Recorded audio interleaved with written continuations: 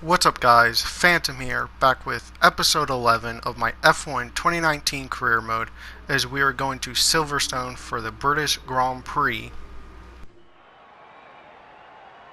Here we are then, waiting for the green light to get qualifying underway for the British Grand Prix.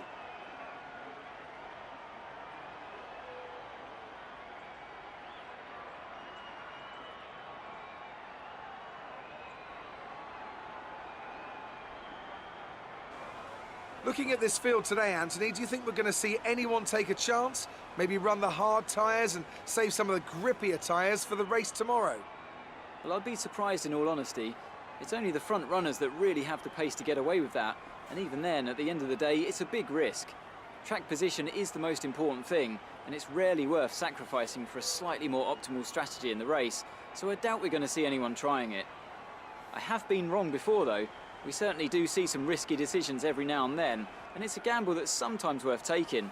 But if it were me in the car, I would want to be on the fastest tyre for my qualifying lap, without a doubt.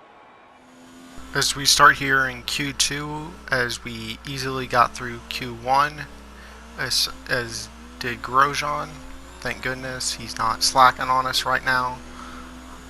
As we're going through the fast right of Abbey here, up to turn 2. As we cut to the end of the lap, we are in a pretty good lap here, as right now I think we are the only driver not to set a lap.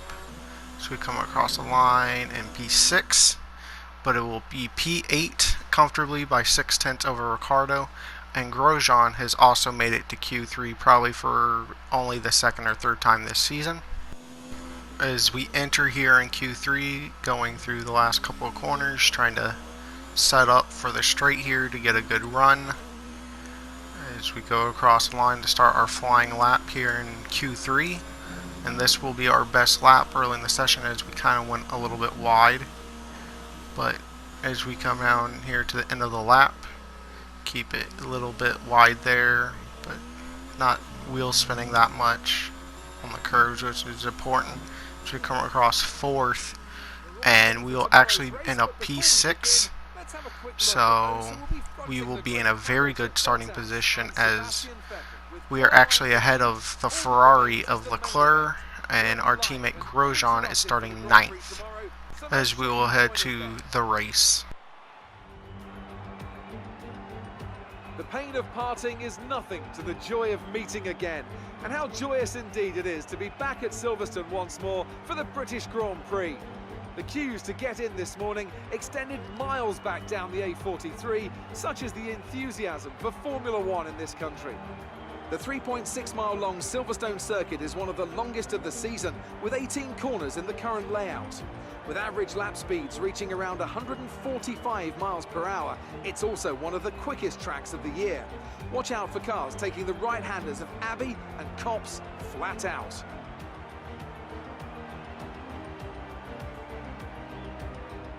Alongside me to discuss all the action today is Anthony Davidson.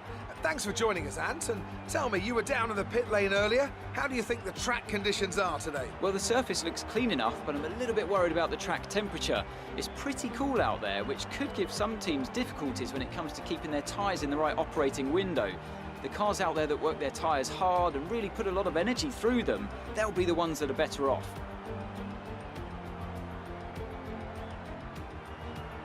With the race minutes away from starting, here's what today's grid rundown looks like. Lewis Hamilton lines up on pole position, and it's Valtteri Bottas that completes the front row. Considering the rest of the grid, we have Vettel, Butler, Max Verstappen, and a Haas. Leclerc, Weber, Grosjean, and Lando Norris. Ricciardo, Perez, Antonio Giovinazzi, and Kvyat, Albon, Hülkenberg, Lance Stroll, and Kimi Raikkonen. Russell and Robert Kubica takes the last spot on the grid. And with preparations almost complete, let's head down to the track. As we sit here on the grid in P6 after an amazing start ahead of the Ferraris and 5 lights, and they're out, and we get a pretty average start as it looks like Verstappen got a pretty good start but won't get that position on Butler, and we're going to go around the outside of Verstappen, and we kept it in the throttle here, and as we're going to outbrake ourselves, go down the inside and get spun by Butler, our old F2 rival, as we flick it around there, as we went to try to outbrake Verstappen and outbraked ourselves and went down the inside of Butler, and he kind of closed the door on us there as we kind of spun around there and kind of almost took out the Renault and Alfa Romeo. As we can see it from Verstappen's point of view, we kind of came down the inside and then he just gassed up and lost a bit of his front wing, which will compromise him in the race. As we get it from Weber's point of view, we on the grass, and then we came in as a pretty heavy angle there, as we actually kept a pretty good position. We're down in P8, but for where we were, spun around in the middle of the road, we were pretty lucky not to have more than that, not take a piece of our front wing, as Weber is attacking us right now, as we're going to kind of keep him pinched on the outside there, but we're going to go a little bit too deep into Stowe here, as he's going to get a good run. We got loose and we get in the gravel, and he's just going to go around the outside of us as we lock up a little bit into the final section here, and we'll have to stay behind him. As we come on to the beginning of lap 3, Verstappen with his damaged wing is going to be a sitting duck for us through these fast sweeping corners here, as Weber has already gotten ahead of him and starting to pull away a little bit, as we try the same move, but this time, well, we didn't really try it the first time, but we made it more definite and got ahead of him even before that, as we come on to the Maggots and Beckett's section here, as we come on to Hanger Straight against Weber here with our Ferrari engine. I think we have the best engine on the grid right now at this point, as we make sure not to go wide like we did the first time while defending against Weber. As we're coming down here into the last sector here, as we go through the right here, as we're not going to get a very good, got a lot of wheel spin, as we're going to come under attack from Weber. We pull to the right, try to break some slipstream, as he's going to have to be forced to back out. Okay, remember to pit this lap. So we're coming in the pits this lap. As you see, there's yellow flags, as Russell is out of the race, as on the back straight while battling with his teammate Kubica, kind of just lost engine power. As we enter the pits here, as Vettel has already left the pits, as we are dropping down positions, as Burton is pretty much the slowest pit lane that's on the grid, just with its length and how it's tied with probably a couple others at being 37 miles an hour, as we are going to come out of the pit lane in last position besides Russell, who's retired, as we come around P8 coming on to P9, as there's a bunch of cars in the pits, as we're passing all of them.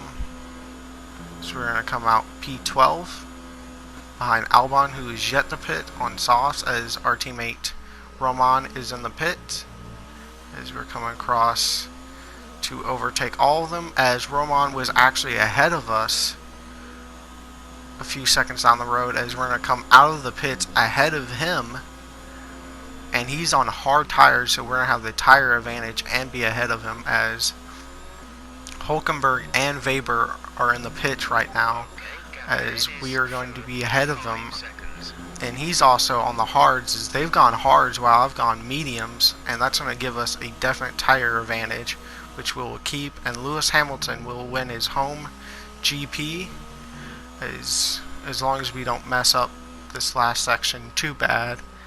Grosjean, who's defending against Weber, will be in P7, which will land us a hefty amount of points for the constructors. Alright, race over. Take care of the car on the way in.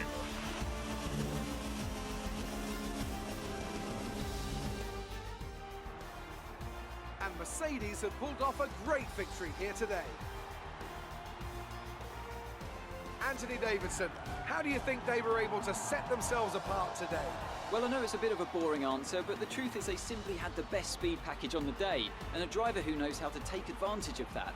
It doesn't matter how much time you spend poring over the stats and planning strategies if you can't keep the pace, and our winner today showed they could do both. After an excellent performance at the Grand Prix, I'm sure there'll be plenty of celebrations tonight amongst the Mercedes team, and they certainly deserve it.